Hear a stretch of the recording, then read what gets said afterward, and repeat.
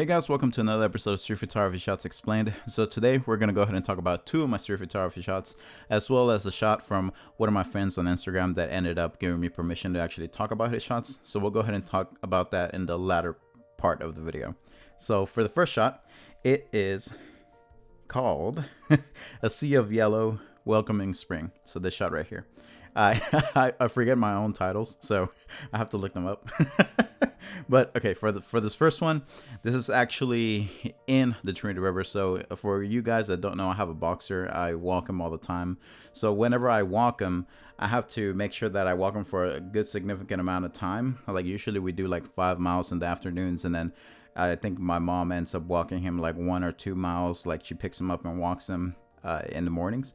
So whenever we are walking, we actually go through the same trails around the Trinity River like very often. And whenever I ended up seeing this, it captivated me immediately because it was like a whole bunch of yellow weeds. So these weeds are like, you can't really tell from this picture because I'm actually holding the camera like high up, but these weeds are like 6 feet tall. They're as tall as I am. So whenever I saw them, they like, they were obstructing the actual like walkway right there. So they were just like in your face, right? So I was like, oh, I need to take a picture of this because you could also see a whole bunch of bees like going after the flowers and everything, trying to get the nectar and whatnot. And it was just like so much activity there. I thought there was an actual bee's nest, but it wasn't. It was just a whole bunch of huge weeds going all the way up, and I guess they hadn't cut the grass here or for a while or whatnot, but either way, I wanted to capture the actual sea of yellow, as I call it, going towards downtown Fort Worth. So on the very right side top of the image, that is actually downtown Fort Worth. It's actually pretty small compared to other big cities, but there's still a lot of people live here. But the downtown, which for you guys in Europe would be like your city center, is pretty small here in Fort Worth. So, but yeah, that's what I wanted to capture. I wanted to capture the yellow leading all the way towards downtown, and then on the right side you can see that the actual landscaping is much more controlled just because there's no weeds or everything. But regardless, I just wanted to capture this because it was kind of like a V leading line on one side, and then it also leads your eyes towards the downtown on the back end, so you can actually choose what you want your actual subject to be. And I'll just leave it up to the person that's actually looking at the photo. But that's this photo. And then for the next one, it is called Dramatic Poses. So this is one of the things that I actually like a lot about Europe. This was in Munich. A lot of I've only seen this in one city that I've been to here in the United States. It's I think it was Philadelphia, where they had their city hall, and in their city hall there was actually a courtyard in the inside where you can actually hang out and just go there and eat, read a book, just chill. But it's actually part of the government. And over there in most of the cities that I went to, you could actually get into like a center court area where you could just hang out, and it felt so welcoming. It's like if you go to a government building here, like they try to say, oh, does he have a gun? Oh, does he have this? Oh, does he have that? They ask you so many questions whenever you're going, well, like, why are you here and stuff like that. Like everybody's always like extremely suspicious. But over there, even though you're not going inside of the building, it's more welcoming because it's like a government building, but you're actually going inside in the courtyard and you're just chilling there. You can hang out, read a book and whatnot.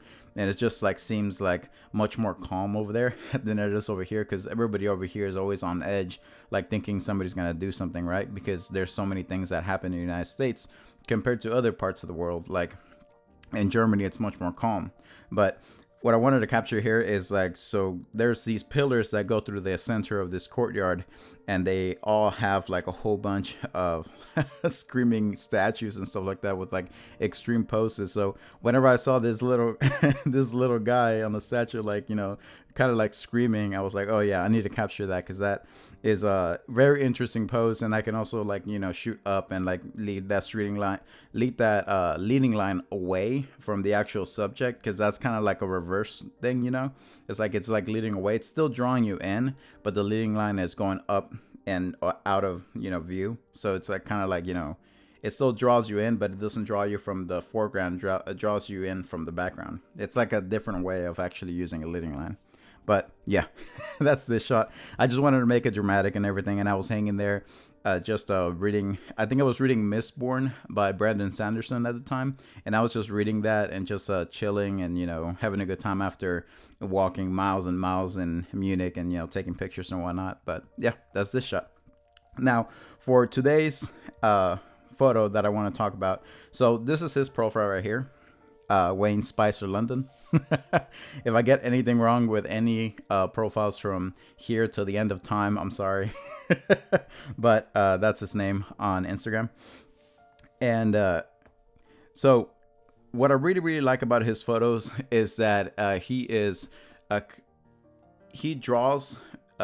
I'm guessing he draws inspiration from a whole bunch of different artists because he's so flexible with his art. Like whenever he takes photos, he can just his style is like all over the place, which is great, and I love it because he's so flexible with his photography. But the one that caught my attention instantly was this shot. I'm only going to show you one of the photos because I want you to go to his profile and actually check out his work. But this photo that I'm going to show you is only one part of like a whole like slide of photos that he ended up posting for this one. But he called it tunnel visions, right? So it's like a tunnel, this shot right here.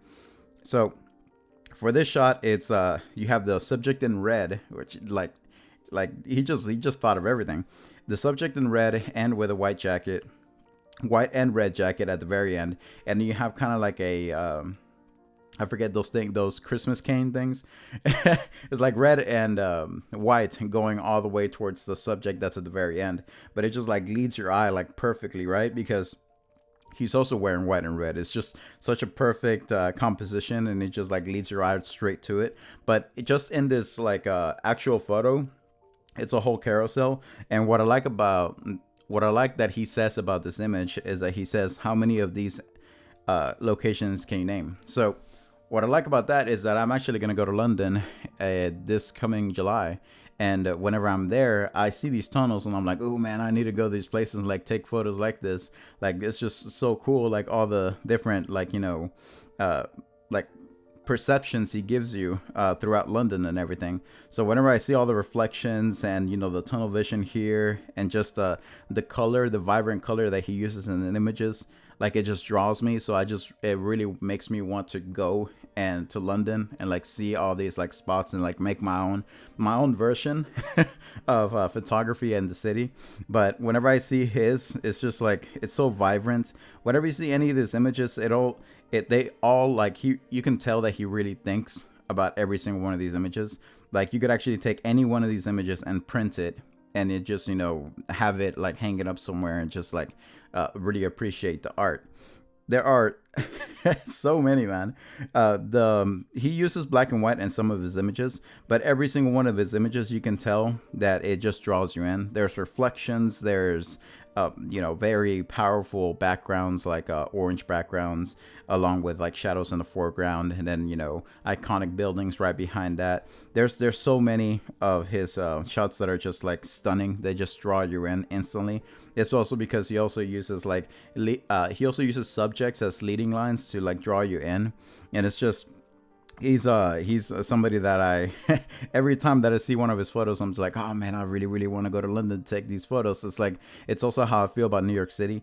Anytime that I go to New York City, I'm always taking like a million pictures because I just love that feel. And whenever I see his like photos, I'm just like, he's making me love the feel of London so much, and I just want to go there and do 15-20 hours of street photography just because I'm so inspired by his shots. Like, if he sells these, I'm definitely gonna buy some of these because they're just so like iconic. Like, there's so many buildings, so many iconic buildings that he takes pictures of, but he doesn't do it in the boring way where a tourist would take the picture. He actually thinks about his angle and thinks about what he wants to say with every single one of the pictures. So that's what I really admire about his work. But yeah, that's the shot that I wanted to talk about today. And be sure to go to this actual post. The first picture on this post is going to be a lady in a silhouette, and it's like the side of a tunnel in purple leading towards her. That's the first photo in this like carousel of photos. But that is the fourth one. The fourth one is the one that's actually like the red and white leading to a person wearing a jacket that's red and white. It's top notch. Good job, man.